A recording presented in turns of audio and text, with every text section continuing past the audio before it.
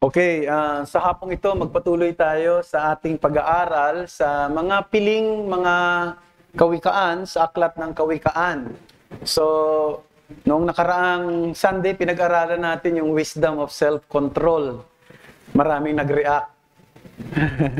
Ngayon naman, pag-aralan naman natin the wisdom of speaking gently. Ang karunungan ng pagsasalita ng may kahinahunan. Buksan natin ang ating mga Bible, Proverbs 15:1. Basahin ko po sa English, sa ESV, and then babasahin ko rin sa Tagalog kasi maikli lang naman itong talatang ito. Ito ay napaka-familiar na verse sa atin. Kaya palagay ko yung iba sa ulado na itong verse na ito. A soft answer turns away wrath, but a harsh word stirs up anger. Sa Tagalog, nakakapawi ng puot ang salitang malumanay, ngunit nagbubunsod ng galit ang salitang magaspang. Ito ang salita ng Panginoon. Think before you click. Madalas na ninyo sigurong naririnig yan. Mag-isip ka muna bago mo i-click yung iyong yung mga keypad o yung mismong mga keyboard, ano? Ito'y payo doon sa mga masyadong involved sa social media na yung mga sinishare ninyo, no? Pag-isipan nyo muna yung mga sinasabi nyo doon. Kasi pwede daw na yung sinabi mo ay maging daan para marami ay matuwa sa'yo, o pwede rin naman maging daan para marami magalit sa'yo. O maging daan para marami kang maging kaibigan, pero pwede rin naman maging daan para magkaroon ka ng maraming kaaway. So think before you click. So mag-isip ka muna bago mo sasabihin ng isang bagay.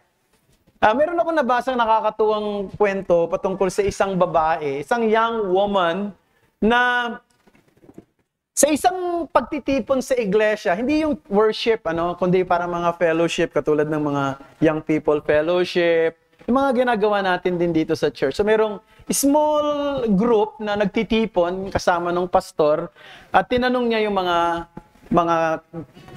kabataan na naroroon, mga young adults and young people. Sabi niya, ano ang mga struggle ninyo?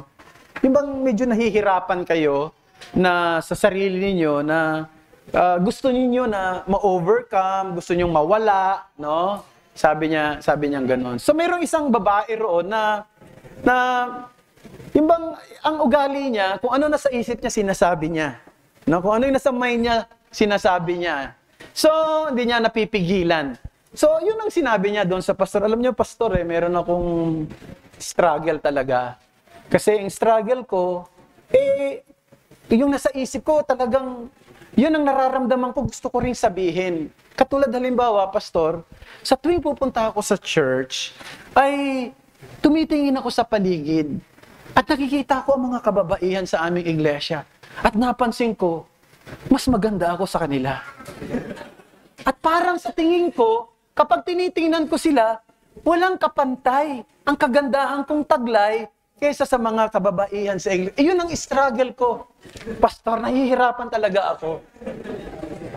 Sabi ng pastor, alam mo iha, yung struggle mo medyo, palagay ko hindi struggle yan Sabi niya ganun. Ang problema mo, mukhang mali ang pakiramdam mo. No? Mukhang hindi tama ang pagkakaalam mo patungkol sa iyong sarili. Yan. Totoo yan, kaya ako nabanggit yan, mga kapatid. Kasi minsan ay na-overlook natin yung isa pang problema na maaari ay hindi natin napapansin madalas. Yung bang hindi tayo nagiging sensitive sa damdamin ng iba. Hindi tayo sensitive sa nararamdaman ng iba. Pag nagsalita ka, ano ba yung nararamdaman niya? Ano ba yung epekto sa kanya? Matutuwa ba siya? May encourage ba siya? O magagalit siya? Manghihina siya? O manlulumo siya? Doon minsan nagkukulang tayo. Yun ang isang bagay din na dapat na bigyan natin ng pansin. Yung pagiging sensitive. Kasi pagka hindi ka sensitive, insensitive ka. 'Di ba? Yun lang naman yun. Halimbawa, kung sa usapin na yan, madalas dito tayo nahuhulog sa usapin ng paggamit natin ng ating pananalita sa iba. Paano natin gagamitin yung salita natin at ano yung epekto nito sa iba? Dapat sensitive tayo ron. Kasi ang isang marahas o magasbang na salita ay nagre-reveal ng katatayuan ng ating puso. Ang isang mahinahong pagsasalita ay nagre-reveal din ng katatayuan ng ating puso. Kasi ang katotohanan, ang ating mga salita ay interpreter ng ating kaluluwa. Let me underscore that. The tongue is the interpreter of our soul. Matthew chapter 12, di ba? Verse 34. Alam na natin yon. Out of the abundance of the heart, the mouth speaks. So, pwedeng exemplary ka pagdating sa doctrine, no? Talagang maingat ka pagdating sa doktrina, no? Pagdating sa theology, no? Hindi ka basta-basta madadala, masisway ng ibang paniniwala. Alam mo kung ano yung tinatayuan mo sa Biblia, alam mo ang tinatayuan mong teolohiya, very pure ang iyong doctrine, pero ang tanong, exemplary ba tayo pagdating sa gentleness sa pagsasalita? Sa loob ng bahay natin, sa trabaho natin, sa mga kasama natin lagi, sa kapitbahay natin, o maging sa loob ng ating church. Exemplary ba tayo pagdating dyan? As we consider these popular and short proverbs, let me bring you this message. A wise person knows how to prevent potential conflict. A wise person knows how to prevent potential conflict. Saan ba madalas nangyayari yung conflict? Sa salita. Tama ba? Pero ang isang matalinong tao, marunong siyang umiwas o mag-prevent doon sa tinatawag na potential or unnecessary conflict. So, yun ang dapat nating tandaan. So, ngayon, dito sa maikling verse na ito, meron tong natural outline, no? At sinundan ko lang tong outline na ito, galing mismo sa verse na ito. So, unang-una, tingnan natin, the words that arrest anger. Yan ang una. Pangalawa, the words that arouse anger. The words that arrest anger. Ano yung mga salita na nag-a-arrest ng anger? Ang sabi doon sa binasa natin, a gentle or a soft-spoken words. Ano sabi doon? Di ba? Nakakapagpapawi ng galit. No? So, gentle words. Soft words. Eh, sino bang mayroong gentle words at soft words? Siguro yung mga Ilonggo. No? Yun ang mga mayroong soft words at gentle words. Eh, hindi ako Ilonggo. No? Pero hindi yun ang pinag-uusapan dito. Hindi ito culture. Hindi ito kultura, mga kapatid. Ito'y ugali ng puso. So, alam niyo mga kapatid, mahalaga yung gentle words. Kasi gentle words restrain conflict. Gentle words restrain conflict. A gentle response is like a pouring water on the fire rather than pouring gas on it. Ang isang mahinahong pagsasalita o tugon ay parang nagbubuhos ka ng tubig sa apoy. No? Pero ang isang marahas o magaspang na salita ay parang nagbubuhos ka ng gas sa apoy at lalong magliliyab. At alam nyo, kapag ang isang tao, meron siyang gentle words, gentle response. Ito yung tao na kaya niyang disarmahan ang isang taong palaaway. No? Mahirap disarmahan yung taong palaaway. Pero maaaring pwedeng gamitin ay ang kanyang mahinahong salita. Di ba? At itong gentle words, pwede rin sabihin natin kung gagamitin ko yung salitang suffocate, nakaka-suffocate ng anger. Kasi di ba pag ginagamit natin yung salitang suffocation, di ba nasusuffocate ako, baho naman dito. Nasusuffocate ako, yayabang ng mga tao rito, parang ganyan. Ano? Pero nasuffocate ka na ba? No, nasuffocate na ba yung galit mo? Yung galit na galit ka, tapos nasuffocate dahil yung salita ng tao ay nag-alis ng iyong galit. At alam nyo, mahirap tong gawin eh. It is very difficult to fight with someone who does not fight back in anger. Gusto mo nang makipag-away eh. Gusto mo nang makipagtalo. Ang hirap makipagtalo sa isang taong hindi kumikibo. No? O lalo pa ka, kung isang tao, nung kumibo siya, mahinahon ng kanyang pagsasalita. Eh talagang, ang mangyayari doon, mahihirapan ka talaga. Pero alam nyo, hindi naman ito isang pious advice eh. Yung pagiging gentle, hindi ito advice. Kasi sabi natin, Proverbs to eh, di ba? Hindi naman to command. No? Proverbs yan eh. Principle yan eh. Pwede natin pwedeng sundin mo o guide mo. Hindi. Hindi yan utos. Pero nais mo sabihin, I believe na dapat i-interpret natin ito in the light ng buong Bible. Kasi sa Bible, ipinapakita na yung way of life ng isang taong mananampalataya at isang taong matalino ay nakikita sa paraan ng kanyang pananalita. And a wise person is revealed by the way the tongue is used to turn away anger. Let me give you an example. Sa Bible, si Jacob, natatandaan niyo si Jacob? Di ba galit na galit sa kanya yung kanyang kapatid na si Esau? At talagang gusto siyang patayin nun. Kasi nga, dinaya niya, nilinlang niya ng 2 beses yung kanyang kapatid. So, gusto siyang patayin nun. Pero yung time na magkikita na sila, ano yung nakapagpaalis ng galit? Marami naman eh. Pero isa sa mga nakapagpaalis ng galit ay yung approach ni Jacob kay Esau sa kanyang kuya. Sabi niya, kung ako'y nasumpungan mo ng favor, tanggapin mo ang aking mga handog mula sa aking kamay, sapagkat nang makita ko ang iyong mukha, ay parang nakita ko rin ang mukha ng Diyos. Ang ganda nung sinabi. At dahil doon, alam mo, imbis na galit, niyakap siya ni Esau ng ang kanyang kapatid. Nakita niyo? Yung salita nakakapagpapawi ng galit eh. Halimbawa si David, naalala niyo nung hinahunting siya ni Haring Saul? No? At nagtago si David sa isang kuweba. Ang pangalan ng kuweba na yun, Adulam ba yun? Kalimutan ko na. Basta, yungib ng Adulam, Cave of Adullam. No? At noon siya nagtago. At nagkataon, nandoon din si Haring Saul. Ang sabi doon eh, nagbabawas. Huwag na nating huwag na nating kailangan na euphemism, sabi nga ni John. Let's use euphemism. So nandoon nagbabawas, So yun ang pagkakataon na itong taong ito saktan niya. Pero at yun din ang pagkakataon maaaring patayin siya sapagkat maraming tauhan si Haring Saul.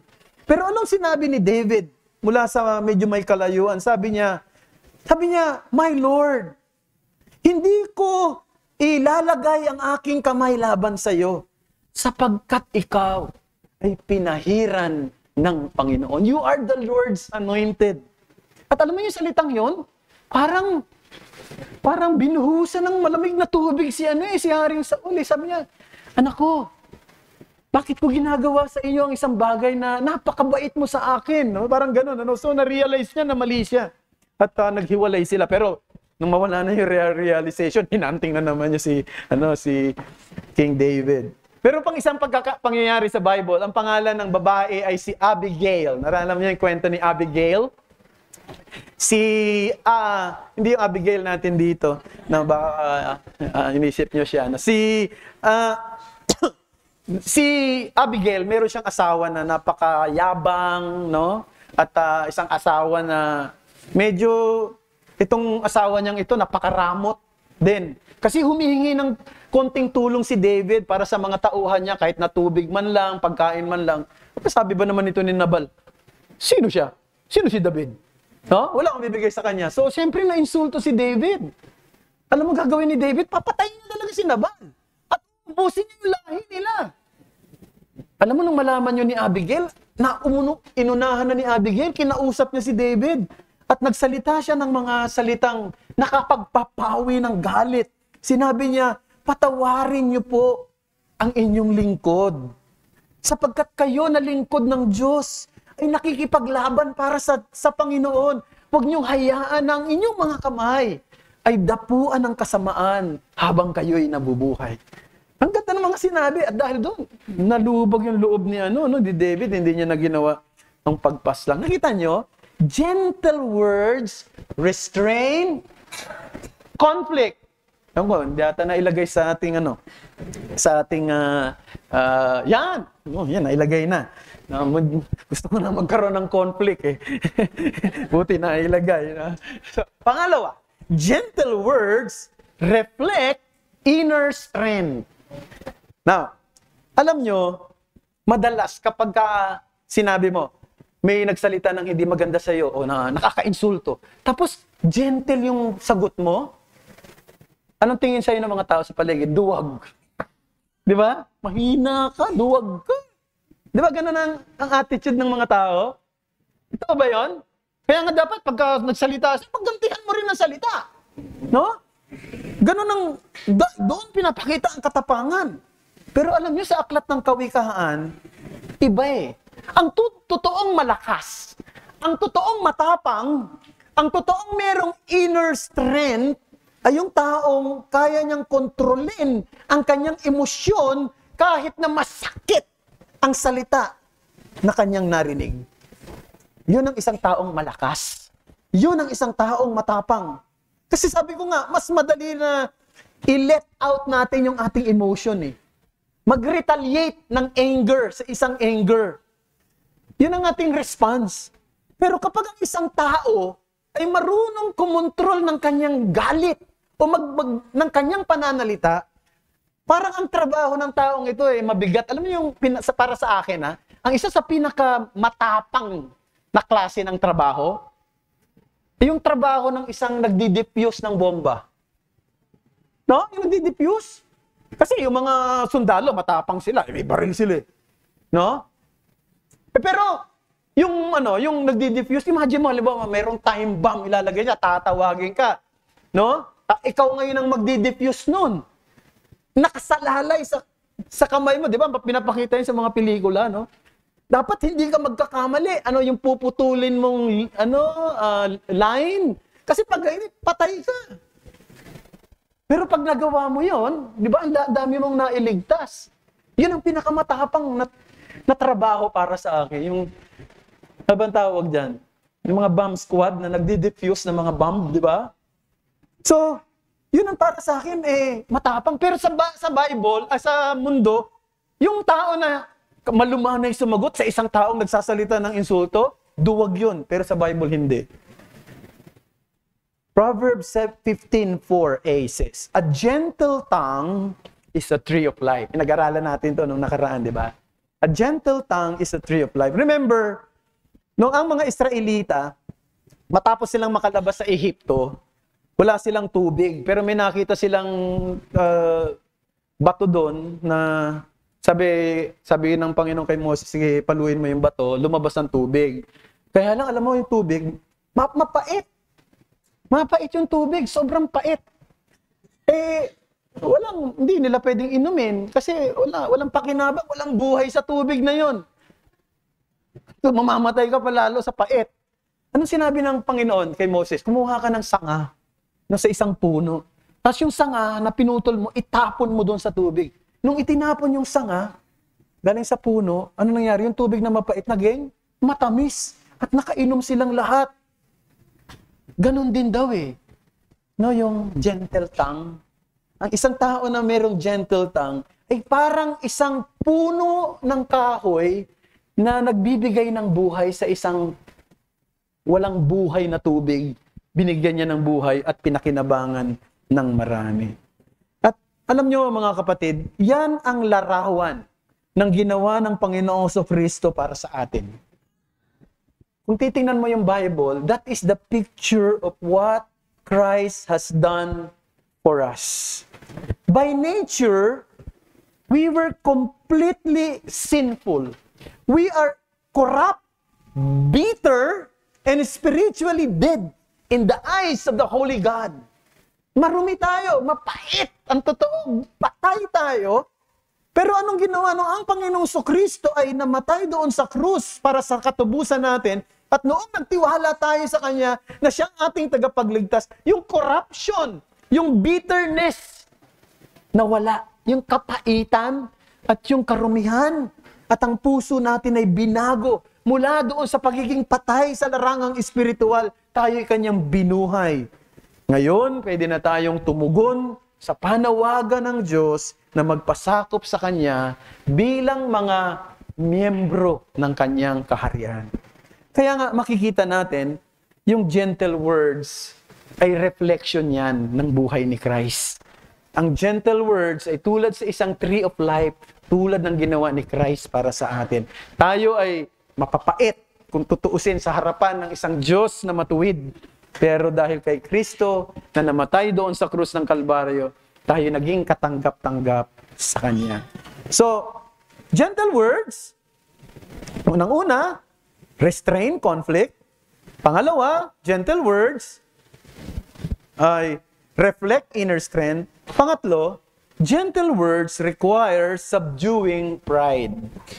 Alam niyo, the sin that prevents us from even desiring a gentle word or gentle answer is what? Pride. Bakit ba ayaw mong maging mahinahon sa pagsagot? May pride ka sa puso mo No? Pag nainsulto ka, ang feeling mo, totoo naman ito pag nainsulto ka, ang feeling mo, meron kang dahilan para mang-insulto rin. Na? Pagka ikaw ay tumanggap ng mga medyo matalas na pananalita na nakadirekta sa'yo, palagay mo, fair lang naman. Nagawin mo rin yan sa kanya. Minura ka, ay di murahin mo. No? Parang ganun. Alam niyo kung bakit ganun tayo? Sapagkat ang tinatamaan yung ego. Yung ego natin. No? At sa nai-embarrass tayo, parang napapahiya tayo. At yung pride natin, nasasaktan. Our pride is wounded. Ayaw natin yan. Alag yung pride natin No? Na masaktan yan.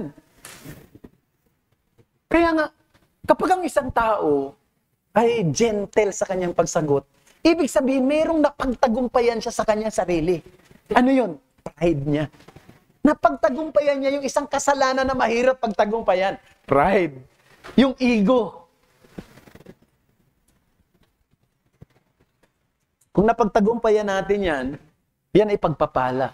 Pero mahirap pagtagumpayan yan. Aminin natin lahat dito. Napakahirap labanan ang pride. Pero kaya natin itong gawin kung titingin tayo kay Christ. Di ba? Doon sa krus, dinala ni Kristo ang kasalanan natin. Lahat ng kasalanan natin. Kasama na yung pride. At ito ay kanyang pinalitan ng pag-ibig. Pag-ibig na sinasabi ng 1 Corinthians 13:5 na hindi madaling magalit, mapagpasensya, at mabait. Alam niyo, si Jesus Christ lang pwedeng tumulong sa atin para matame yung ating tongues. Siya lang ang pwedeng mag-transform sa atin tulad sa isang tree of life. Yung bibig natin na pwedeng maging weapon of mass destruction ay pwede niyang gawing tree of life. Kung ibibigay natin ang sarili natin lagi at sa Panginoon at titingin tayo lagi sa Kanya. Now, there are occasion na ito gusto ko rin naman sabihin kasi baka iniisip nyo, para bang ganito na lang ba lagi? Mahinahon na lang talaga tayo sa lahat ng bagay? Now, gusto ko rin sabihin na may mga okasyon na kinakailangan natin gamitin ang ating bibig para sansalain ang iba. I-correct ang iba. Magpakita ng tinatawag na righteous anger o isang matuwid na pagkagalit. Pero nais kong sabihin din na pag sinabing righteous anger, hindi ito nangangahulugan that you seek to destroy others. Pag nagpakita ka ng isang matuwid na galit, hindi mo gustong saktan ng iba o wasakin ang kanilang pagkatao. Gusto mong ipakita na sila ay nangangailangan ng pagbabago. Gusto mo silang pahayagan ng pag-ibig na sana makita nila ang kanilang kasalanan at sila ay magsisi. Ang pinaka-goal ay reconciliation. Na reconciliation is the goal. So a righteous anger is not out of control, but is in control. Both words and actions. So that's number one. The words that arrest anger. Gentle words. Now let's go to the second heading. the words that arouse anger. Ano yung sinabi rito ng Proverbs 15:1? But a harsh word stirs up anger. A harsh word stirs up anger. Now, may dalawang bagay na gusto kong sabihin patungkol sa harsh word o yung magaspang na pananalita. Unang-una, harsh words are marked by hate. That's number one. Pangalawa, harsh words are meant to harm. Unang-una, harsh words are marked by hate. Oh, we often define anger as sudden outburst. Diba? Ganun ang anger. Paano natin ipapakita yan? Nagdadabog ka. No? O kaya yung pintuan, talagang sinasalya mo ng malakas. Galit na galit ka na talaga. O kaya naman, sa galit mo, talagang nakipagkarerahan ka na. No? Sa kalsada. So, pwedeng ganon. O, maaaring sumigaw ka, alam mo na, marami nang pwedeng gawin, ano? Tumaas ang boses mo, o maaaring iba, mas matindi, magmura at magsalita ng mga panunungayaw. Pero alam nyo mga kapatid, sa biblical perspective, yung anger is not primarily an action, but an attitude of the heart. Anger is not primarily an action, but an attitude of the heart. Ibig sabihin, the attitude can be triggered by external stimuli. Ano yun? Meron na yan sa puso mo. Ina-express mo lang yan dahil merong nangyari sa paligid mo. May mga nagtitrigger, no? Sa paligid mo. Maaring nakita mo, narinig mo, naranasan mo, o nalasahan mo. Parang ano daw yan yung sakit na ulcer. Yung ulcer daw, hindi na daw yung gumagaling. Sabi ng marami, may mga doktor na nagsabi na, yung ulcer, nandyan lang daw. Pag nagka-ulcer ka, nandyan na yan. Nakokontrol, na ma-manage. Pero, once na nagpabaya ka na naman sa pagkain, mali na naman ang paraan ng pagkain mo, o maaaring, imbis na kumain ka ng solid food, soft drinks ka ng soft drinks, parang ganyan, ano, parang walang laman ng tiyan mo, nagso-soft drinks ka, o kaya umiinom ka ng alak lagi. So, maaaring maging daan yan. No? Nagpapalipas ka ng gutom. Yun ang mga triggering stimuli. Para yung nandoon na sakit na, ay muli mag-express, ayan, sasakit na uli yung tiyan mo, at hindi na maganda ang pakiramdam mo. In the same way, anger resides in our hearts and is often brought to the surface by outside triggers. So, lumalabas yan dahil may mga outside triggers. May nakita ka, may narinig ka, no? May na-experience ka. Pero meron ka na talagang dito, galit. Nandito na sa puso mo yan. Pangalawa, harsh words are meant to harm. Now, harsh words are meant to hurt others. Bakit ang mga tao nagsasalita ng mga sarcasm o yung salitang nakaka-insulto, violent language, nagmumura, no, sumisigaw kapag sila'y galit? Bakit? Ha? Dahil gusto lang nilang makahinga ng maluwag, ganun ba yun? Sabi na, gusto mong sumigaw, magalit, magmura, para makahinga ako ng maluwag. Hindi mo naman. Ba't man ganun ang paraan mo? No, hindi. Alam mo kung bakit mo ginagawa yan? Gusto mo rin makasakit. No? Gusto mo rin maramdaman nila yung galit mo. No? Kaya mo ginagawa yun. You want to inflict. And at the very least, you make sure your words ay merong impact sa kanila. Our words can easily become, what? As I said kanina, weapons of destruction. There will be times na dapat din tayo maging firm. No? Lalo na kung mayroong tao na madalas ay nakikita mo, no, na mukhang paulit-ulit sa kanyang ginagawang mali, dapat mo ka rin maging firm. Minsan, hindi naman kinakailangan, mahirap din kasing, halimbawa, paulit-ulit ang ginagawang kasalanan ay napakahinahon mo pa rin. Ano? Kinakailangan mayroon ng diin. No? Kinakailangan emphatic ka rin. Kinakailangan may mga okasyon na ipapakita mo yung passion mo. At pagpapakita mo dahil sa nagpapakita ka ng malasakit at hindi pagsangayon sa ginagawa mo, maaring nag-iiba yung tono ng pananalita mo. Talagang dumarating yan. At hindi naman masama yun. Kasi you want to be firm. But remember, we do not use our firmness to retaliate, to avenge ourselves, or to get even with them. But rather, we speak the truth in love and humility. Ba't ako firm sa pagsasalita ko? Ba't ako emphatic? Because I love you. And I am so concerned with you. I want you to see your sin. And I want you to repent of your sin. So, yun ang pinakamahalaga. Speak the truth in love. Pakita mo na kailangan niya na magsisi. To show them love and mercy. To edify them, not to destroy them. To show kindness of God. Di ba may sinasabi sa Luke 6:35? Ewan kung nailagay ko ba yan dyan. Luke 6:35, but love your enemies and do good and lend, expecting nothing in return.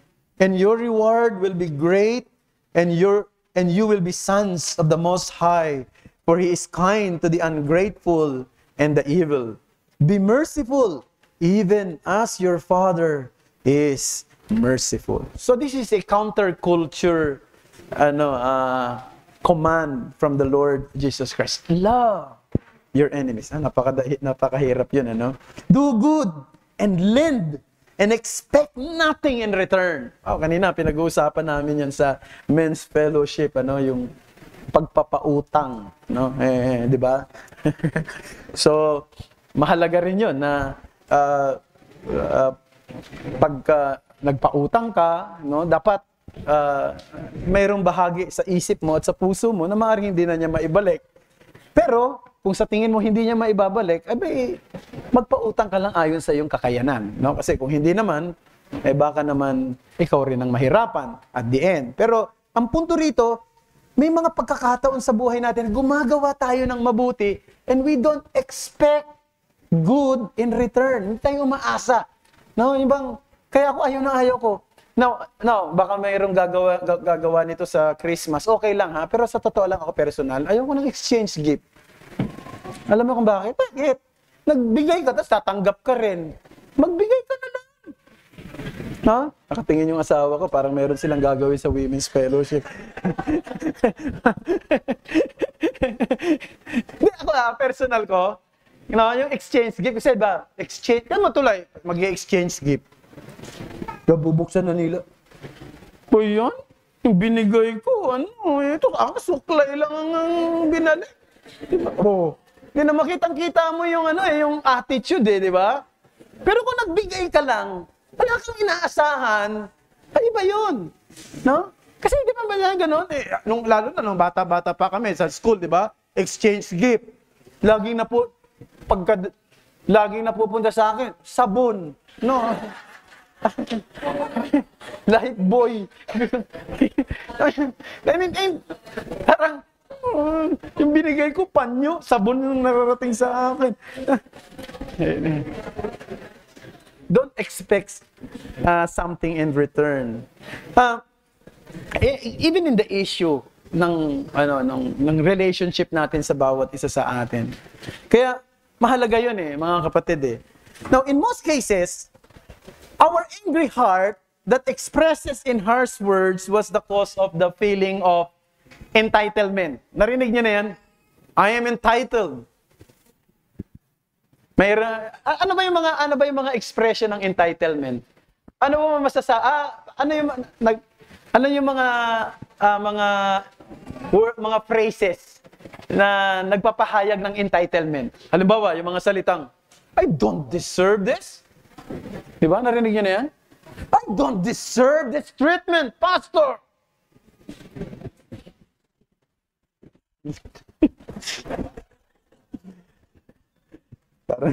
Parang may familiar na salita yun. Ano pa? Ano pa salita? The right to be happy. No? Ano pa? I don't care what others think.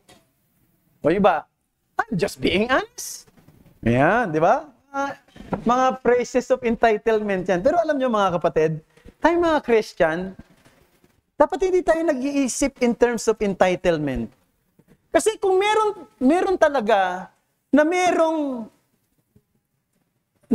ano bang tawag dito? Merong right for entitlement. Si Jesus Christ lang yun. Si Christ lang. Si Christ lang talaga ang merong right for entitlement. Pero anong ginawa ni Kristo? Sabi ng Bible, di ba, iniwan niya yung kanyang kaluwalhatian doon sa langit. Siya ay nasa trono, nasa mataas na kalalagayan. Siya ay Diyos, pero siya ay nagpakababa. Siya ay naging taong tulad natin. Ibinigay niya ang kanyang buhay sa mga hindi nararapat. Mga dapat na mga taong walang rights for entitlement.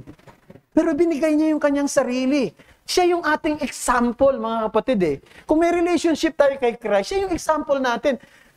Na kahit na meron siyang rights for entitlement, hindi niya ginamit. No?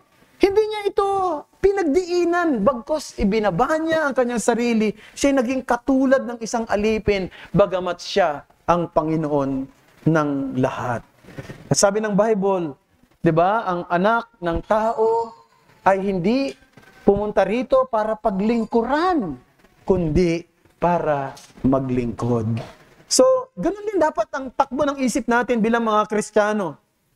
No, Christian does not think in terms of being served, but think in terms of how he can serve the other. Yung ugali na yan, ayan ang ipag-pray natin. Kasi natural sa atin maging selfish, no? Natural sa atin na isipin lagi yung sarili natin. Pag may natulungan ng iba, o ba't sila natulungan? Ako hindi. No? Pag mayroon ka nalaman na maganda nangyari sa ba't siya meron nun? Ako wala. No? Parang ganun di ba? So, ipag-pray natin sa sarili natin yung malabanan natin ito, kundi maging tulad tayo ng Panginoong Kristo. Ang kultura natin nangangailangan na mag-guide sa ganitong klase ng kasalanan na malabanan din nila. Pero tayo ang magbibigay ng halimbawa kung paano labanan yun sa pamamagitan ng, gentle words. So medyo mabigat, no? Ang trabaho ng isang Kristiyano. Sa pagtatapos, gusto ko lang sabihin, ultimately, brethren, ang problema natin ay hindi ang ating bibig, hindi ang ating dila, hindi ang ating pananalita. Ultimately, ang labanan talaga nandito sa puso natin. Dito talaga. Sa puso natin nandun yung battle. Sa puso natin, doon tayo pwede magtagumpay, pwede rin tayong matalo. Kung ang ating puso ay sinukol ng biyaya ng Diyos, kung ito'y sinukol ng pag-ibig ni Kristo Jesus, na ibinuho sa mga makasalanang tulad natin, iba magiging approach natin, maging sa mga taong nakapaligid sa atin. Matututo tayong harapin sila sa ibang paraan. Magagamit natin ang ating dila, hindi sa mga bagay na makasasama, kundi sa mga bagay na magiging kapaki-pakinabang sa iba. Sabi sa ating verse, ulitin ko lang, ang nakakapawi ng puot ang salitang malumanay, ngunit nagbubunsod ng galit ang salitang magaspang. Paano natin mapapanatili o paano tayo lalago sa bagay na ito? Titingin tayo kay Kristo na siyang dakila nating halimbawa. Manalangin tayo. Maraming salamat sa mga salita mo na aming napagbulayan sa hapong ito mula sa Proverbs chapter 15 verse 1. Nawa ang katotohanan ito, Panginoong Diyos, ay mailapat namin sa buhay namin. Aaminin namin. Maraming beses kami nag-fail pagdating sa paggamit ng aming dila. Maraming beses kaming nakasakit ng maaring sinasadya. Ginamit namin ang aming salita na hindi namin pinag-isipan. Nagamit namin ang aming salita na maaring nagdulot ng bigat at panghihina sa iba. Tulungan mo kami na maging matalino sa paggamit ng aming salita. At isa sa paraan ng pagpapahayag ng isang taong matalino ay marunong siyang maging mahinahon in terms of speaking, in terms of expressing his heart, and in terms of responding even to anger of others. So help us, Lord. It is not easy. We know na ang pagiging makasalanan namin, umiira lagi rito. Tulungan mo kami na malabanan ito at gusto naming mabuhay ng kapaki-pakinabang sa iba. Gusto namin kami maging magandang halimbawa. Gusto namin na maging mabuti kaming Kristiyano, lumalagong Kristiyano at kalugod-lugod sa inyong harapan. Pero hindi namin kaya on our own. We need your help. We need your guidance. And pag nagkakaroon kami ng struggle in terms of using our tongue, tulungan mo kaming tumingin lagi kay Christ na siyang nagbibigay ng lakas. Siya ay hindi lang halimbawa namin, hindi lang huwara namin, kundi siya ang tagapagligtas namin. Siya ay nagbigay ng buhay at ipinako sa krus ang lahat ng kasalanang taglay namin, kasama na yung pride, kasama na yung maaaring kasalanang na lumalabas sa aming bibig. Tulungan mo kami na mabuhay ng ayon sa kalooban ni Kristo, sapagkat ito'y dalangin namin alang-alang kay Kristo na aming Panginoon at tagapagligtas. Amen.